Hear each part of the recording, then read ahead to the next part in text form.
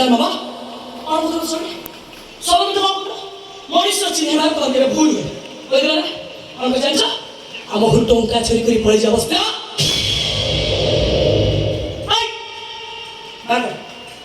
ସେ ଗଣ୍ଠିରେ ତ ଭେନିଟା ଭାଗ ବାହାର করে না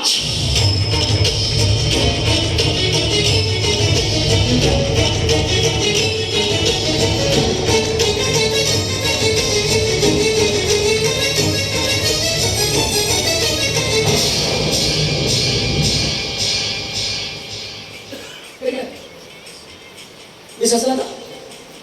से पिटू थी खाली मिछर पे बाड़ो तो देखो ना केमिति का चोर होइटा देखो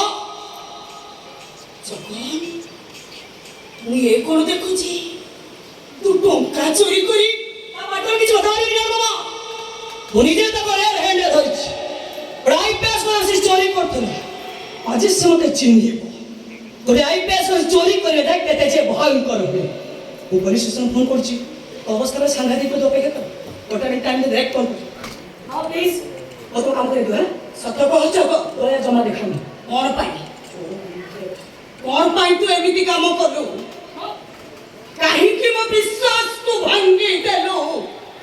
हेलो या पूर्व लक्ष लक्ष ठोका तपोरा मुरा देखु के तू दिने में हाथ मारिनो आज एमिति की परिस्थिति पड़ला जे तू बाध्य है चोरी कलो से किछ कहबे ना ता माठा गोटा सप्तर भाई आज तू ते पुरे दे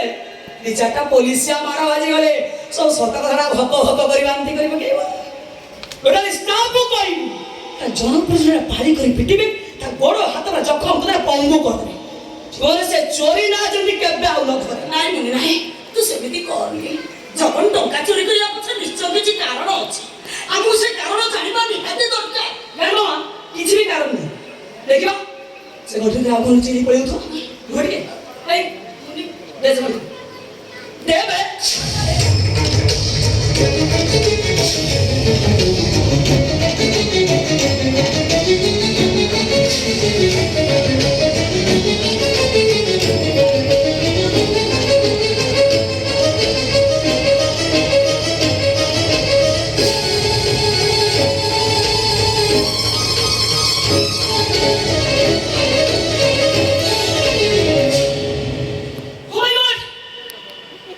छिना चपर देखो मां देखो रे मामा मो चपड़ा छिना बनी हम फोपार दिस जाई थी ताकू भी चोरी कर से गंठे भीतर पड़ी ता को स्टैंडर्ड तो चोहास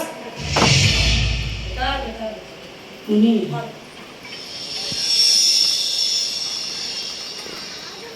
मो गोटे कथा बुझी पारुनी मते गोटे कथा बुझी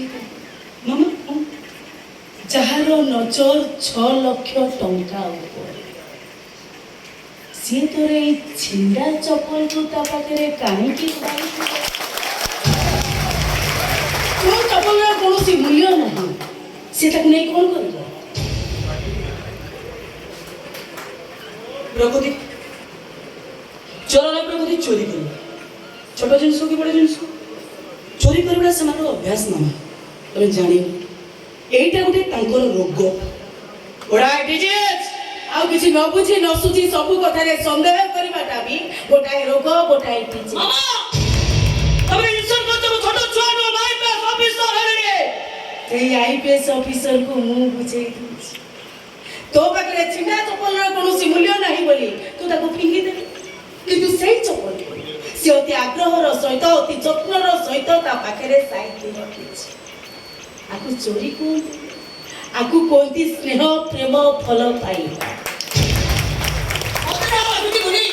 बहु जहा कहू एकदम ठीक को सुना पे देखला करछु घोषणा करछु गाली दउछु मान मारछु ता परे भी तोर से छिंडा चप्पल को ता पाखरे साइड रखि से प्रमाण कर देला से तोते केते फल पाए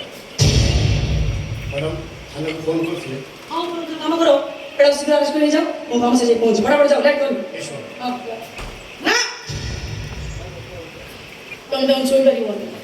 मैडम कोड़ रे बाध्य ना तुम से मैडम को पचारो को कारण पई से ताको अरेस्ट कर से हम टंका चोरी पड़ी जा बस्ती मु तो निजे रेड हैंड धरिछ ता प्रमाण मु निजे I my self IPS Sohani परचो से हो गई तुम ଶୁଣିଛି ନେଇଯାଅ यस मैम ହଁ ଯାଅ କାଶ୍ମୀର ସିଏ କୌଣସି ଟଙ୍କା ଏ ଘରୁ ଚୋରି କରି ନାହିଁ ତାର ପ୍ରମାଣ ମୁଁ ନିଜେ ଆଇ ମାଇସେଲ୍ଫ ନିମା ପାତ୍ରସି ମାମା ବୁଝିବା ତୁ କାହିଁ ସେ ସଫର କରୁଛୁ मैडम को अरेस्ट करो मैडम मां को ସେଗୁଡା ମୁଁ ହେଲେ ଧରି ସବ ଟଙ୍କା ଯଦି ପଳେଇ ବସିଲା ତାପରେ ମାମାକୁ କହୁଛ ଏ ଟଙ୍କାଟା ତୁ ତାଙ୍କୁ ଦେଇଦେ କାହିଁକି ନା ସେ ଟଙ୍କା ତୋର ନୁହଁ ତାଙ୍କର ସେ ଟଙ୍କା ମୁଁ ତାଙ୍କୁ ଦେଇଛି ଓହୋ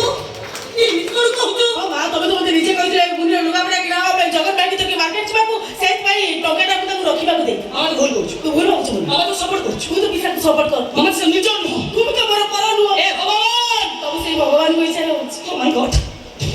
ଓହୋ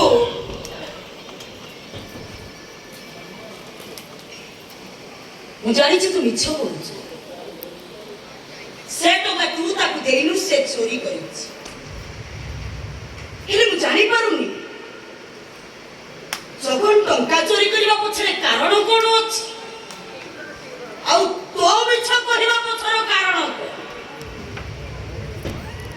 ସେ କାରଣଟା ମୁଁ ଜାଣିଛି ଗ୍ରାଣ୍ଡ ମାମା ମତେ ପଚାର ମୁଁ କହିବି ସେ କାରଣଟା କଣ ସେଦିନ ମାମା କାହିଁକି ଲୋକଟା ଘରେ ରଖିବା ପାଇଁ ଜିଦ୍ କଲା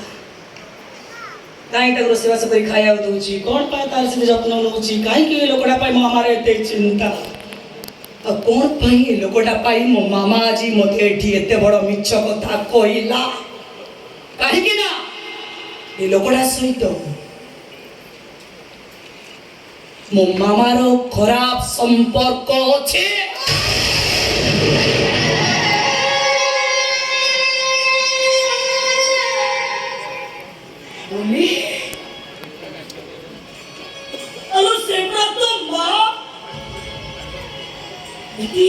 କଥା କହିବାକୁ ତ ଜୀବନରେ ଉଠିଲା କେମିତି